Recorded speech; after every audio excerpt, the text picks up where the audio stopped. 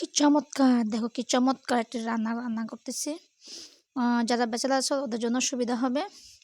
আর বন্ধুরা কেমন আছো? আমি ভালো আছি। আমি তৃপ্তি ফুড বক্স থেকে বলছি। আজকে রান্না করব এই যে দেখো কাচকি মাছ আর ইলিশ মাছ।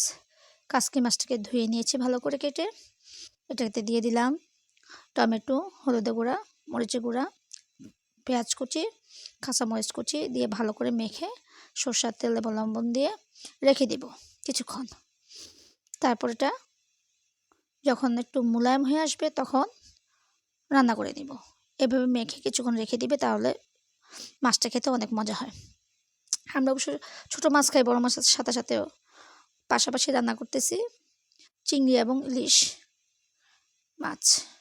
চিংড়ি এবং ইলিশ মাছটা এই জন্য দিয়েছি কারণ আমার ছেলে চিংড়ি মাছটা পছন্দ করে। ইলিশ মাছের সাথে সাথে কিছু দিয়ে দিই। এটাকে ভালো করে ধুয়ে হলুদ দিয়ে মাখিয়ে রাখলাম লবণ দিয়ে।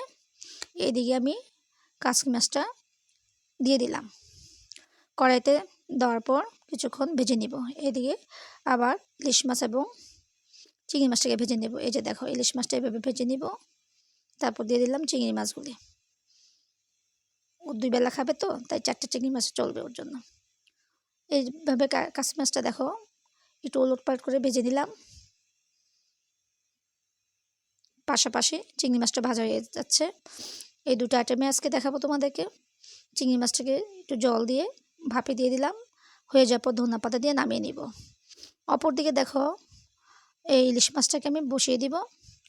দিয়েছি মরিচ গুঁড়া, ধনিয়া জিরা গুঁড়া, আদা গুঁড়া এবং হলুদ, এলাচি এবং দারচিনি। এলাচি আস্তা দিয়েছি, দারচিনিটা গুঁড়ো করেছিলাম ওটা দিয়েছি।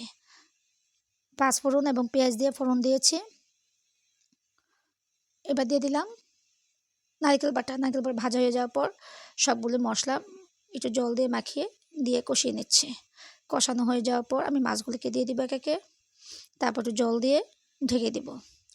আজকে ইলিশ মাছটাতে দিয়েছি নারিকেল, সরষে বাটা এবং পোস্তদানা বাটা। আজকে রান্নাটাতে পোস্তদানা ব্যবহার করেছি কারণ খেতে অনেক মজা হয় পোস্তদানা দিয়ে দিলে। কারণ মাছটা ছিল ফ্রিজে, ইলিশ মাছ তো ফ্রিজে রেখে খাওয়া যায়, তাই আমি ফ্রিজের আগে ইলিশ মাছটাতে একটু মশলা ভালো করে দিলে পরে খেতে অনেক মজা হয়। তোমাদের কেমন লেগেছে জানাবে। সবাই ভালো থেকো।